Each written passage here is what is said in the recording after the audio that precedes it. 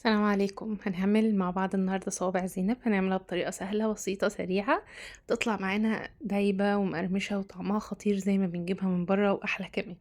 يلا على طول نبدأ ونشوف عملناها ازاي، بس ما ننساش نعمل لايك للفيديو وشير لو عجبك. أول حاجة هنبدأ في تحضيرها الشربات عشان احنا محتاجين انه يكون ساقع جدا وكمان تقيل، فهستعمل 3 كوبايات من السكر، عليهم 1.5 كوباية من المية.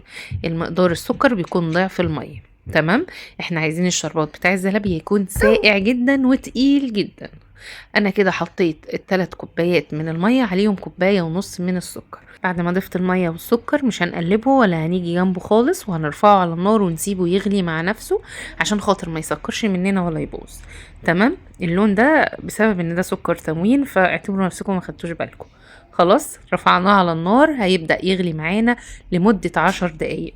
هضيف له رشة بسيطة خالص من ملح الليمون زي ما انتوا شايفين كده، وهسيبه يغلي كمان دقيقتين، وبعدين هضيف له معلقة صغيرة من الفانيليا. يا دوبك يغلي مع الفانيليا كمان دقيقة وارفعه من على النار واسيبه بقى يهدى تماما. وبعدين بعد ما يهدى تماما هغطيه وادخله التلاجة. شايفين القوام بتاعه خفيف جدا لسه ازاي؟ عشان احنا لسه ما بردناهوش. فاحنا بقى بعد ما يهدي معانا كده هنغطيه وندخله التلاجة يبرد على ما نحضر باقي الوصفة. معانا بقى 2 كوباية من الدقيق الابيض زي ما انتوا شايفين كده، عليهم نص كوباية من دقيق السميد اللي هو دقيق البسبوسة. اللي بنستعمله لعمل البسبوسة بيكون دقيق سادة معلوش اي اضافات. هنضيف له احنا بقى معلقة صغيرة من الفانيليا، عليهم 2 معلقتين كبار من السكر. احنا ممكن ننكه نكهات تانية غير الفانيليا، بس احنا في الفيديو ده هنستعمل الفانيليا.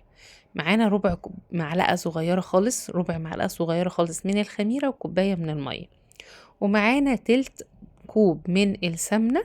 ويا ريت بقى كل المقادير تكون بكوباية واحدة، بنعاير بيها كل المقادير عشان خاطر النتيجة تطلع مظبوطة. خلاص هنقلب كل المكونات الجافة بالشكل ده، نتأكد ان احنا دمجناهم كويس جدا مع بعض. وبعدين نبدأ في اضافة السمنة بتاعتنا. يفضل بقى السمنة بتاعتي تكون سمنة بلدي، بتدي نتيجة جميلة قوي وطعم حلو قوي قوي قوي فوق مما تتخيلوا. مش متاح خلاص هنستعمل السمنة العادية. ونبدأ بقى زي ما انتوا شايفين كده، تكون بدرجة حرارة الغرفة عادي، مش سمنة سخنة ولا حاجة. بس بنفركها كويس جدا كده بايدينا او بنبسها زي ما بنبقى بنعمل الكحك بالظبط. عايزين نغلف كل حباية دقيق معانا بالسمنة زي ما انتوا شايفين كده، لحد ما بتوصل للقوام ده بضغط عليها بتبقى متماسكة كده وتفك معايا تاني على طول. خلاص كده الخطوة دي جاهزة معايا ان احنا نبدأ نضيف لها المية بتاعتنا. انا كنت قبل كده عاملاها عجناها بمية ورد، كانت مدياني طعم خطير يا جماعة، بس انا في الفيديو ده استعمل مية عادية خالص فترة. وعليهم الربع معلقة او نص معلقة صغيرة خالص من الخميرة. ما بنزودش خميرة لاننا مش بنحتاج ان صوابع زينب تخمر معانا. انا حطيت كوباية من المية، وممكن بقى نحتاج كمان ربع كوباية من المية على حسب الدقيق بتاعنا.